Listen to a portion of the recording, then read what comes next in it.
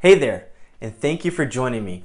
Today, I want to share with you a little bit of information on how you can go out and consistently get leads. Now, if you want to go out there and acquire customers, get in front of prospects, what I'm going to share with you today is going to make that process so much easier. Now, I want to start by saying that, everyone's sales cycle is a little different. And of course, your complete sales cycle would include a lot of different puzzle pieces. And the acquisition process is one small part of that full-on puzzle. And so I really want to make that very, very clear that, again, if you're going out there and you're thinking from how do you open the conversation to how do you actually close that customer, there are a lot of other additional steps. But today, I really want to just focus in on just the acquisition process, just the process of you generating more leads. Now, if you don't know who I am, my name is Walter P. Henry, and I am an internet marketing expert here in Southern California. And for almost 10 years, we have helped small business owners and entrepreneurs just grow their business through internet marketing techniques. And so one of the things that I'm going to share with you today is something that we help our clients with on a daily basis. In fact, sometimes when we sit down with a client, we realize and we uncover little gaps in their maybe existing campaigns or maybe their existing approaches. And so that's something I want to share with you today, and I think it's going to really help you, and my hope is that it provides value to you. Before I jump into that, I really want to share a quick story with you. Years ago, and then this is before I met my wife. I'm happily married, just in case she's watching right now. But years ago, before I met my wife, I was hanging out with one of my buddies. We're enjoying the nightlife, and we were at a bar. And so we were having a good time, and we ended up having a conversation with a group of girls. And the conversation was going really well. We were just really hitting it off, having a great time, until one of the girls announced that they all had to take off. And so we were kind of bummed, but then they said, you know what, we're actually going to another party. Why don't you guys come along with us? And so we're like, yeah, awesome. Yeah, let's do it. They said, okay, look, why don't you meet us? We're going to take off right now, but why don't you just meet us there? And so we thought, great, okay, awesome. So we said our goodbyes, and my buddy and I, we ran out and went and tried to look for a taxi. And so finally, when the taxi got there, he said, okay, boys, we jumped in the back. He said, where would you like to go? And so I look over to my buddy, and I just kind of look over like, good, tell him. And so then my buddy looks over at me, and he's like, no, you tell him. And then I kind of look back at him. I say, okay, come on. Okay, enough playing around. Give him the address. And so he looks back at me and says, wait, I don't have the address. I thought you had the address. And I said, wait a minute. I thought you had the address. So we kind of went back and forth, and we realized in our haste, neither one of us asked them for the address. We kind of relied on each other. And so anyways, we're trying to rack our brain and try to remember, where did they say they were going? Do we have any kind of detail that we could kind of use to get closer to this party? And so finally, we kind of remember them recalling some little landmark on another side of town. And so we told the taxi driver, we know we're trying to get over here. And so he actually drives towards that direction. And so as we're driving over there, we're making phone calls, and we're trying to call and trying to find out, where are we going? What is the address? In fact, we end up telling the taxi driver the story, and believe it or not, he was very understanding, and he wanted to help us out. And so we get to that side of town, and we decide that, we're just going to kind of drive up and down a couple streets just to check it out, just see if we could maybe get lucky and find this place. And so we drive up and down the street. Of course, it's like finding a needle in a haystack, and we don't come across the party. And we finally pull over at a 7-Eleven, and the driver just basically is like, well, what do you guys want to do now? I mean, we can't do this all night, The fare's getting kind of high, and we really don't know where to go. And so we were pretty much prepared to give up at that moment when finally we get a phone call. And the phone call comes in, and it's one of the girls, and they're like, hey, where are you guys? And we're like, oh my God, we're at the 7-Eleven. We'll be over there right away. What's the address? And she says, well, I don't know what the address is, but You know, I can tell you some landmarks on how to get here. You know, you guys are at the 7-Eleven, go down the street, and when you get to the tree with the tire swing, make a right there. And then when you get down to the end of that street, you should see a big RV. And then you want to make a left at that street. And then you should come up to our house, and you won't miss it. You'll see an Acura Integra in the driveway. You can't miss it, you know. And so, you know, again, just want to preface this by saying this is before smartphones, before Uber, before Lyft. You know, we had to kind of rely on literally having actual directions or using landmarks. And so in this case, we were able to use landmarks and actually get there. And so anyways, we actually made it to the party, had a great time. Anyways, the reason why I wanted to share this story with you is because the way this story actually began is how I see sometimes business owners and entrepreneurs approach their marketing. They have a place they want to go. I mean, whether that is just growing their business, whether that is a specific revenue mark that they're trying to hit, they know they have a destination that they're trying to get to. However, they are not quite sure on how to get there.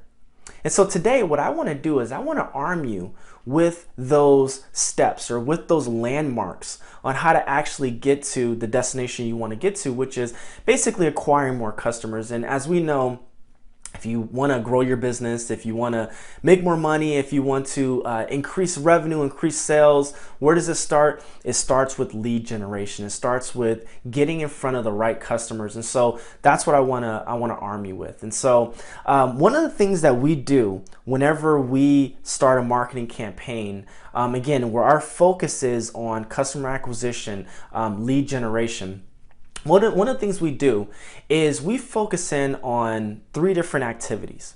And so these three different activities that I'm about to share with you, it actually gives us a very targeted approach. It almost makes it, again, like it's like a step-by-step approach where it just makes it very, very easy for us to get the job done. And so the 3 areas that you really want to focus in on are as follows. You want to start with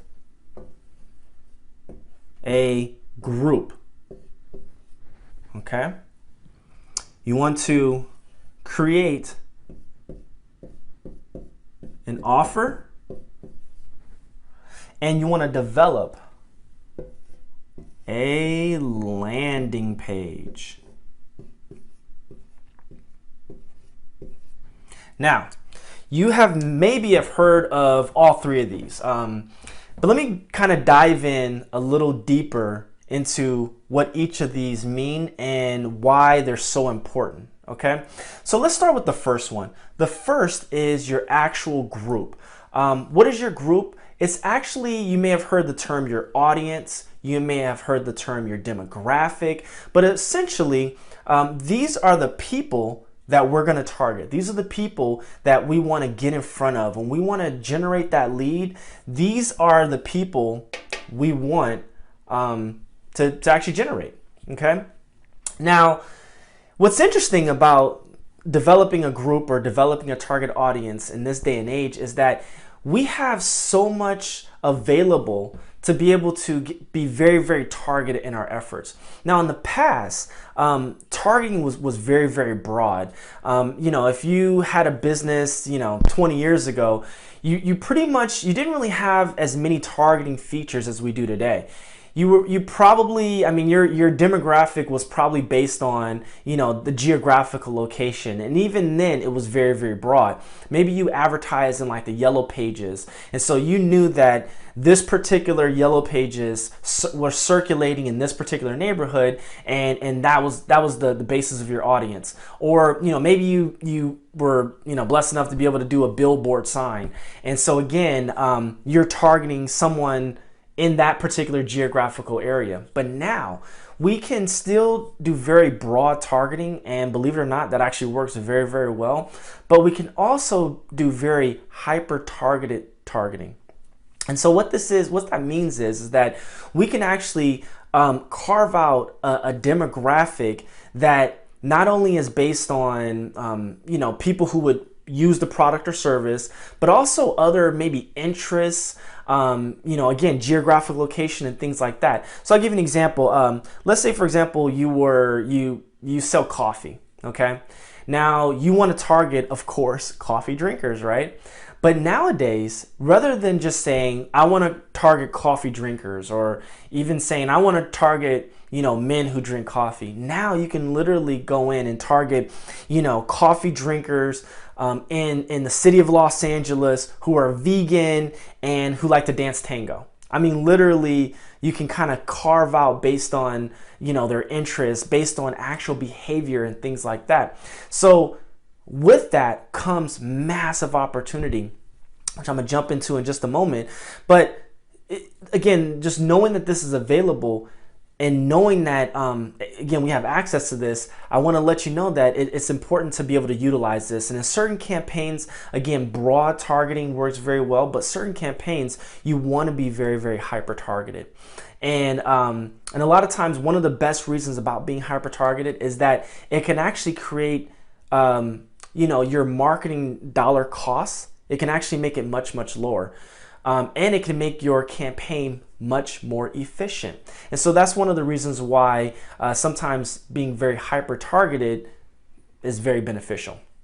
So let's just say, for example, again, you're thinking about your group, your product is coffee, and you decide, you know what, I want to target coffee drinking moms, okay? So moms that drink coffee, okay? So that's going to be what our group is. Now, let's go on to the next one, which is your offer. Now, basically what an offer is how you're going to, now that you know who your group is, what are you going to present to that particular group? Now, again, knowing that we can do a very, very broad group, if we're going to do a very broad group, then we're going to want to do a very broad offer.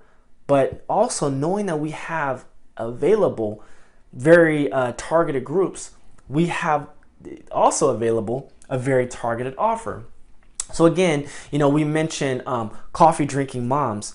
I mean, just imagine for a moment, you had something, some kind of offer that was, to the, something around the lines of, baby keeping you up all night, enjoy a cup of coffee on us, or attention moms, 15% off a cup of coffee for moms only. Something that speaks directly to the mom. One of the best parts about this, I already mentioned that it keeps your costs low, but one of the reasons why it keeps your costs low is that if I saw an ad, for example, and it said, coffee drinking moms, or if it said attention moms, immediately I'm tuning out. As a dad, I'm not gonna tune into that particular offer. It's not meant for me. Also, if I was a coffee drinking teenager, I would probably tune out of that. If I was a coffee drinking grandparent, I would probably tune out on that. And so what it allows us to do is not only allows us to get in front of the right particular customer that we want to talk to, but it also shaves off that additional fat, the additional people that would normally take advantage of that ad, and maybe they're not our particular customer. In this case, of course, if everyone drinks coffee, it kind of doesn't matter, but sometimes there are certain products and certain services that are very specific to that particular prospect. For example, if you sold, women's bras, I don't know if you have to say women's bras. I guess it's kind of generally accepted. A bra is a bra. Anyways, let's say you're trying to sell women's bras. Again, your audience is not going to be men. Most men are not going to, I guess there probably are some men that would probably take advantage of it, but most men are not going to take advantage of that particular bra. And so rather than having an ad or marketing targeted to just a broad audience where men could actually raise your spending, it's better to target that particular audience. And so again, there's a huge opportunity with that. And so when we know what our group is and we're developing our offer, we want to create an offer that specifically talks to that group. Okay. And so the last part about this equation is the landing page. And now I'm sure you've probably heard of the term landing page. Basically, a landing page is it comes in a lot of different forms actually. It can be a website, it could be your website, it can be a standalone website where it's just a one-page website. It can even be a separate social media platform, which is kind of growing in popularity nowadays. But essentially, the landing page is the place your traffic goes to once somebody takes advantage of that offer. So again, if you offered a 15% off coupon to moms only, this is where they're gonna go after they say, okay, I want that 15% off coupon, okay, or I want that free cup of coffee, or however you're gonna present that particular offer. Now, one of the keys to developing a good landing page is keeping your group and your offer in mind. And so one of the ways to kind of doing that is, again, we already said our group was coffee drinking moms. We already created an offer where, again, let's say it was 15% off of a cup of coffee. Now, when they land on the landing page, it needs to speak to that group and that offer. So, moms, grab that 15% off coupon right below, or something like that. Something that grabs their attention right away and speaks to the offer. What you want to stay away from is a general page. So, you promised a 15% off coupon, and maybe that's on your website, but then you send them to your actual homepage, and then they have to hunt through your website. Or let's say you create something that is just completely counterintuitive to what your offer is. So, again, let's say, for example, you were targeting, I don't know, vegan moms, and your offer was 15% off of a steak dinner. Well, you know what? Those vegan moms are probably not gonna take advantage of that. And the same thing on this landing page. If you talk about, hey, get this free steak dinner, and you're targeting that particular group, they're probably not going to take advantage of it. And so it's important that whatever your group is, whatever your offer is, your landing page kind of reflects that and continues to work that particular lead through a process to actually become an actual customer. And so again, when you're going out there and you're trying to generate leads and you want to put some consistency behind it, let's say you're doing it on your own, or let's say you want to hire a marketing company to offer this for you. The kind of questions that you want to ask, or the area where you want to brainstorm is, again, who's my demographic or who's my group? And it could be a number of different groups. What's my offer to that particular group, and where is that traffic going to grow? Okay. And so every campaign that you do where the basis is to acquire customers should include your group, your offer, and your landing page. And that should be the goal of that campaign. Hope you enjoyed that. Now, I know that this can be kind of technical, and so if you have any questions about what I shared, always feel free to reach out. I love questions. I love comments. Also, if you would like to have a internet marketing expert do all of this for you, help you to determine what your group is, help you in creating an offer for that group, and help you develop a landing page for all of this, feel free to get in contact with us. We would love to help you out.